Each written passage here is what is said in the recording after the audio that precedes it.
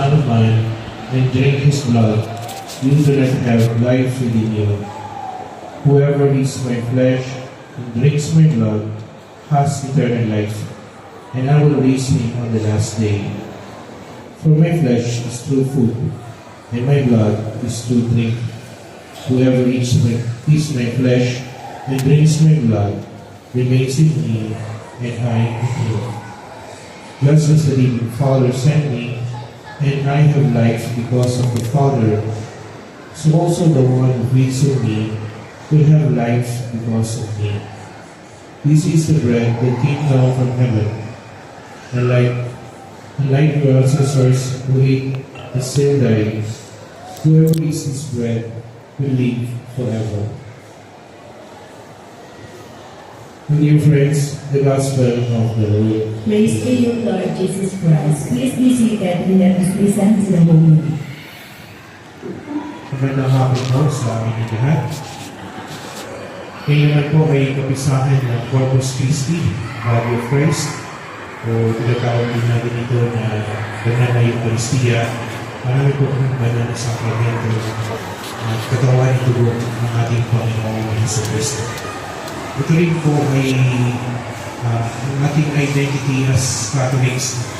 Makakakilala ko sa mga Kristyano as Catholics kapag nandun yung faith doon sa tinatabang na communion as the real body and blood of Jesus. So sa prayers of Pare, we call it consecration, which we always do sa tuwing celebrate tayo ng Mass. Ay naniniwala po tayo na yung katawan, yung tinapay at alak ay nagiging tunay na katawan ng Jesus. So, alam natin na this is the heart of Christ. Kristo si Kristo to celebrate the Misa, starting from the Last Supper. Sabi niya Napoleon, sabi niya, take this, all of you, and eat of it, etc., etc.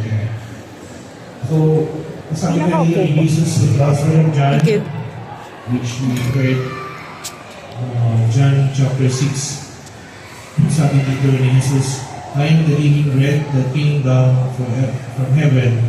Whoever eats his bread will live forever, and the bread that I will give is my flesh for the life of the world. Kaya po, pag may nagtatanong sa akin, Father, okay lang po bang magsimba kami ng online mass na kita sa Facebook o sa YouTube. Sabi ko, may sakit ka ba? Pero may rayuma ka ba? Hindi ka kumain lumakad.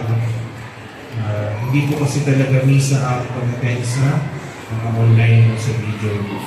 Ang namimiss ko talaga pag hindi ka tutuloy sa simbahan, yung pagtanggap natin ng pamilya. So, malaking miss po yun dahil we believe that yung pinakain po natin ito ay mismo katawan at dugo ni Jesus.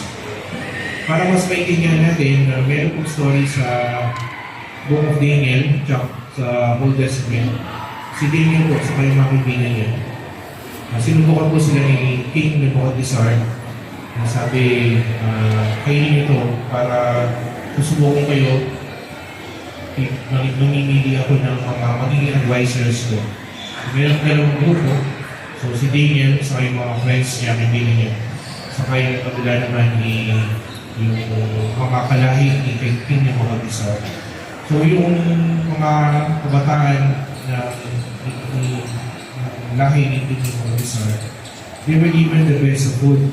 Lahat ng mga masarap na pagkain, siguro baka mga lechon, kain masarap na pagkain. Pero si Daniel, tumungin po sila. Sabi niya, we will just eat vegetables, the other food na pinapakain through this Diyos. And we will live through the Word of God. So,